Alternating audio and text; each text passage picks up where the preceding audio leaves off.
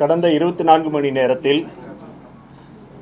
கரூர், பரமத்தி, ஈரோடு, தர்மபுரி, திருப்பத்தூர், திருத்தணி உள்ளிட்ட வட உள்தமிழக மாவட்டங்கள் 10 இடங்களில் அதிகபட்ச வெப்பநிலையானது 42 டிகிரி செல்சியஸுக்கும் அதிகமாக பதிவாகியுள்ளது. அதிகபட்சமாக கரூரில் 44.3 டிகிரி செல்சியஸ் பதிவானது. இது இயல்பை விட 7.5 டிகிரி செல்சியஸ் அதிகம். வெப்ப அலையை பொறுத்தவரையில் வட உள் தமிழக மாவட்டங்களில் ஓரிரு இடங்களில் வெப்ப அலை நிலவியது.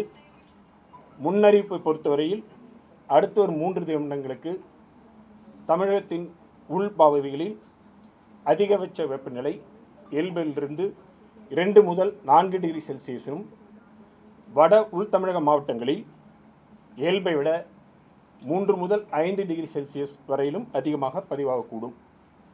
வெப்ப அலையை பொறுத்தவரையில் மே 6ஆம் தேதி வரை வட உள் தமிழக மாவட்டங்களில் ஓரிரு இடங்களில் வெப்ப அலை நிலவக்கூடும். கோடை மழை பொறுத்தவரையில் கடந்த 24 மணி நேரத்தில் கிருஷ்ணகிரி, தர்மபுரி, வேலூர் உள்ளிட்ட மாவட்டங்களில் ஓரிரு இடங்களில் கோடை மழை பெய்துள்ளது.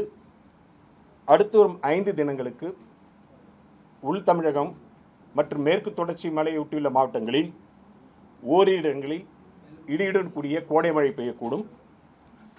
மேலும் மே 7ஆம் தேதி நீலகிரி, ஈரோடு, தருமபுரி, கிருஷ்ணகிரி, திருப்பத்தூர், வேலூர் மாவட்டங்களில் ஓரிரு இடங்களில் கனமழைக்கான வாய்ப்பு உள்ளது.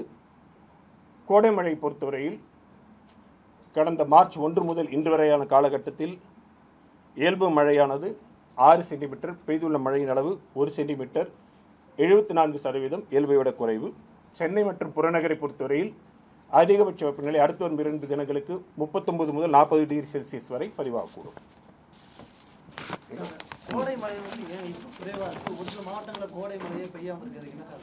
கோடை மழை பொறுத்த வரைக்கும் பருவமழை மாதிரி ஒரு பெரிய மழை இல்லை. அதனுடைய இயல்பு அளவே குறைவாக இருக்கும். கோடை காலத்தில் நமக்கு இப்போ கூடிய காற்றுடைய போக்கை பார்த்தீங்கன்னா தற்பொழுது இயல்பாக பார்க்கும் பொழுது வங்கக்கடல் பகுதியிலும் அரபிக்கடல் பகுதியிலும் காற்றழுத்தம் அதிகமாக இருக்கக்கூடிய பகுதி நிலவும். இந்த 2 பகுதியிலிருந்து வீட்டக்கூடிய காற்றுடைய இரண்டும் சந்திக்கின்ற பகுதி விண்ட் டிஸ்கண்டினியூட்டி சொல்லுவாங்க. அது நடுவில் இன்டீரியர் போர்ஷனில் போகும்.